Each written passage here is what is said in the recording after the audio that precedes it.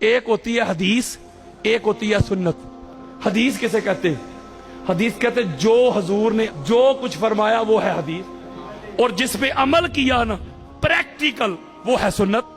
بولو تو جو حدیث کو مان لیں، جو کہیں جی ہم حدیث کے وارث ہیں، وہ بن جاتے ہیں اہل حدیث، یعنی حدیث والے۔ اور جو اہل سنت کا دعویٰ کریں حضور کی سنت کا، وہ بن جاتے ہیں سنت والے۔ توجہ ذرا میری طرف رکھنی ہے آپ نے، میں غدیر نہیں پڑھنے لگا۔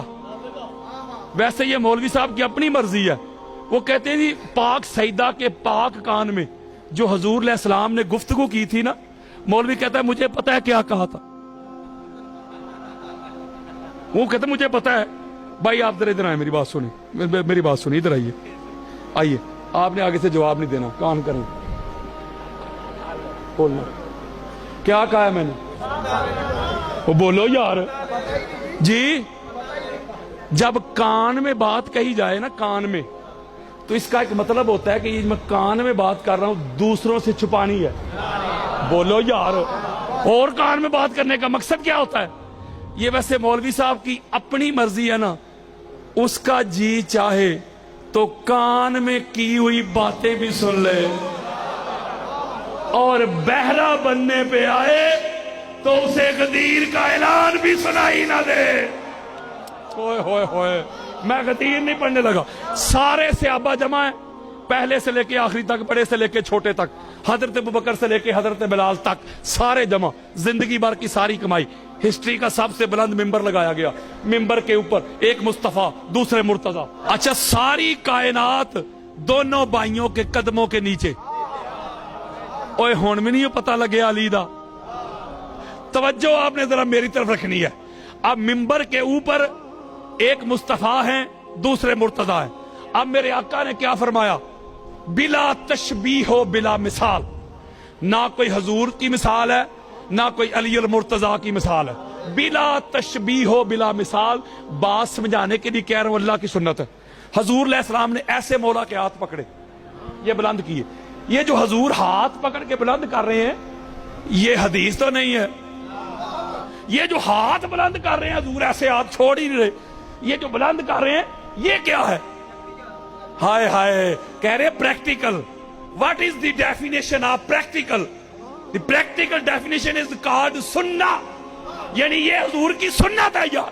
ہاتھ حضور علیہ السلام ایسے بلند کر رہے ہیں، یہ کیا ہے؟ سنت۔ اب چہرہ صحابہ کی طرف کر کے یہ سنت نہیں چھوڑی، سنت اسی طرح ہے۔ اب حدیث سنا رہے ہیں، من کنت مولا ہو فہذا علی مولا۔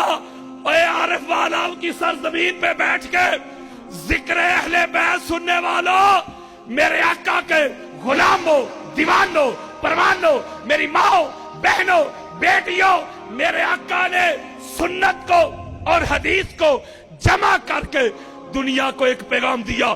میری امت میں ایک طبقہ ایسا ہوگا جو میری حدیث کا وارث بنے گا، وہ کہیں گے ہم حدیث والے ہیں، ہم ہیں اہل حدیث۔